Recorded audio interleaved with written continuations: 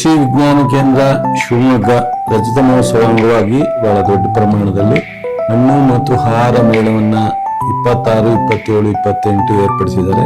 ದೇಶಿ ವಿದೇಶಿ ಹಣ್ಣುಗಳನ್ನ ಪ್ರದರ್ಶನ ಎಲ್ಲ ಮಾಡ್ತಾ ಇದ್ದಾರೆ. ಈ ಮೇಳದಲ್ಲಿ 150ಕ್ಕೂ ಹೆಚ್ಚು ಮಳಿಗೆಗಳನ್ನ ಹಾಕುವಂತ ಒಂದು ಪ್ರಯತ್ನ ನಡೀತಾ ಇದೆ.